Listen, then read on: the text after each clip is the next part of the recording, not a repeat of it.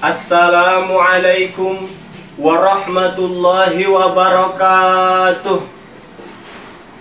Alhamdulillah, wassalatu wassalamu ala rasulillah Muhammad ibni Abdillah wa ala alihi wa ashabihi wa mawala, amma ba'd.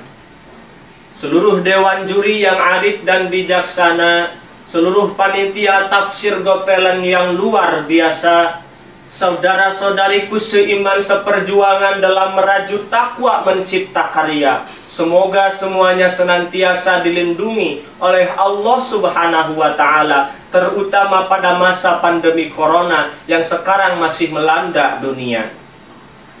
Sebelumnya izinkan Al-Fakir ini memperkenalkan diri terlebih dahulu. Nama depan saya Asep, nama belakang saya Saifur Rahman. Percuma punya wajah kasep kalau dalam hati tak punya iman. Dalam kesempatan dan waktu yang singkat ini, saya akan menyampaikan untayan kata, kumpulan kalimat dan frasa yang tersusun dalam satu kajian singkat yang bertemakan peran Wali Songo dalam penyebaran Islam Wasatiyah di Indonesia. Islam Wasatiyah, apa itu Islam Wasatiyah? Bagi yang sudah mengkaji ilmu nahwu mungkin akan timbul pertanyaan dan kritikan. Tidak sah Islam yang merupakan lafadz mudzakkar mempunyai naat atau sifat, wasatiyah yang merupakan lafadz muannas. Seharusnya yang benar itu Islam wasati. Tetapi Kang Santri yang sudah tamat ngaji Alfiyah Ibnu Maliki menjelaskan bahwa Islam wasatiyah adalah sebuah kalimat yang bisa ditakdirkan lafadz muannas di dalamnya, yaitu Islam ala thariqah wasatiyah, Islam yang berjalan di atas jalan wasatiyah. Nah, lalu apa itu wasatiyah? Wasatiyah akar katanya adalah wasat.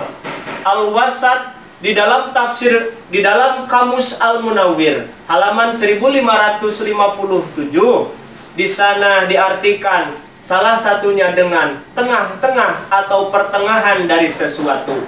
Makanya dalam bahasa Indonesia ada kata wasit yang merupakan seorang penengah yang tidak boleh berat sebelah. Wasit diambil dari kata wasat. Kata wasat di dalam Al-Quran terletak di dalam surat Al-Baqarah ayat 143. A'udzu billahi minasyaitonir rajim. Bismillahirrahmanirrahim. Wa kadzalika ja'alnakum ummatan wasatan litakunu syuhada'a 'alan nasi wa yakunar rasulu 'alaikum syahida.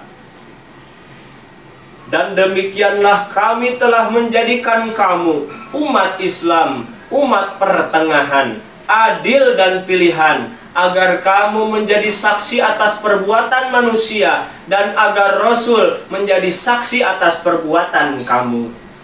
Dalam tafsir Jalalain yang dikarang oleh Syekh Jalaluddin Al-Mahalli dan Syekh Jalaluddin As-Suyuti halaman 20 mentafsiri kata wasaton dengan khiyaron, udulan, yang artinya umatan wasaton berarti umat yang pertengahan, umat yang adil, umat dan umat yang pilihan.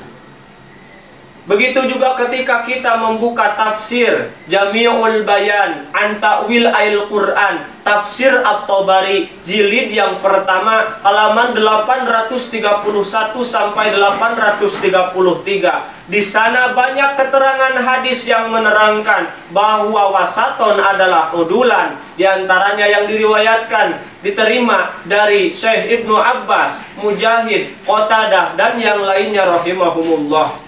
Begitu juga ketika kita membuka tafsir Al-Qurtubi Al-Jami' li Ahkamil Quran jilid yang pertama halaman 557. Di sana musannif mencantumkan keterangan hadis riwayat At-Tirmidzi dari Abu Sa'id Al-Khudri. Di sana juga wasaton dimaknai dengan udulan. Begitu juga ketika kita menggali keajaiban Al-Quran, yang mana wasaton yang artinya pertengahan ini terletak dalam surat Al-Baqarah 143, yang mana pas ada di tengah-tengah surat Al-Baqarah yang semuanya berjumlah 286 ayat. 286 dibagi 2 hasilnya 143. Masya Allah. Nah, jadi hadirin, saudaraku sekalian, Islam wasatiyah yang dimaksud di sini adalah Islam pertengahan, Islam yang moderat, tidak terlalu ke kanan, tidak terlalu ke kiri, tapi tetap dalam siratal mustaqim, tidak liberal, tidak pula radikal, tidak terlalu berhakikat hingga lupa bersyariat, tidak pula bersyariat hingga lupa berhakikat. Syariat dan hakikat dijadikan seimbang seperti dua sayap burung yang bisa membawa terbang. Begitu juga ketika kita menghadapi situasi pandemi COVID. Jangan karena COVID kita jadi takut dan paranoid. Jangan pula terlalu berani hingga protokol kesehatan tak ditaati. Ada usaha, ada doa, ada khauf, ada roja, ada urusan akhirat, ada urusan dunia. Semuanya dilaksanakan secara seimbang dan sempurna. Islam wasatiyah. Inilah yang diajarkan oleh para da'i, para wali-wali Allah yang berdakwah di Indonesia dulu. Dari sekian banyak wali-wali Allah, ada 9 tokoh yang paling terkenal yang disebut dengan Wali Songo. Siapakah mereka? 1 Sunan Gresik, 2 Sunan Ampel, 3 Sunan Bonang, 4 Sunan Derajat, 5 Sunan Kudus, 6 Sunan Giri, 7 Sunan Kalijaga, 8 Sunan Muria, 9 Sunan Gunung Jati. 9 wali berdakwah di Indonesia. Berdakwah dengan cara bagaimana? Mereka berdakwah dengan cara Islam wasatiyah, dengan moderat, sehingga masuk ke dalam budaya dan adat masyarakat, sehingga masyarakat terpikat, dan akhirnya dengan sukarela mengucapkan 2 kalimat syahadat.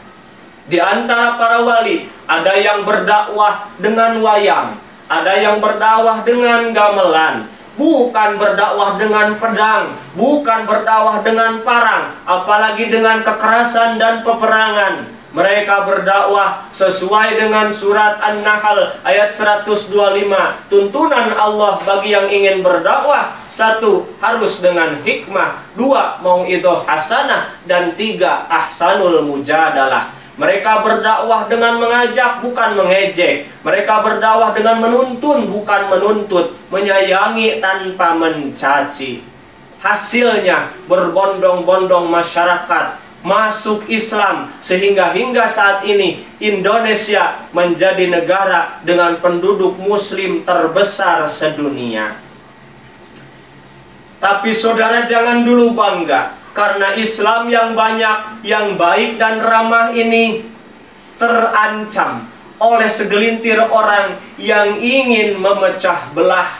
Mereka hobi memfitnah, senang mengadu domba, suka mencela, baik di dunia nyata maupun di dunia maya. Diberi fatwa oleh para ulama, mereka bukannya menerima, malah balik menghina. Diberi nasihat oleh para kiai, mereka bukannya introspeksi, malah balik mencaci maki. Maka dari itu, kita harus berhati-hati, jangan terprovokasi. Jadikan Islam wasatiyah sebagai solusi. Saudara sekalian, inti dari kajian saya ini adalah saya ingin mengajak kepada semuanya, terutama generasi muda, para mahasiswa, para santri. Marilah kita berdakwah dengan cara Wali Songo, dengan cara yang diajarkan oleh para wali dulu di Indonesia. Mereka berdakwah dengan damai dan indah, bukan dengan marah-marah yang bikin resah. Mereka mengamalkan Islam wasatiyah. Marilah kita amalkan Islam wasatiyah untuk melawan berbagai macam fitnah, sehingga hidup kita hasanah, keluarga sakinah, dijauhkan dari resah, galau, gundah. Keluarga kita sakinah, turunan kita solih solihah, mati husnul khotimah, selamat di alam barzah, hisab kita dipermudah, masuk surga yang paling indah, disambut bidadari dengan senyum ramah. Selanjutnya terserah.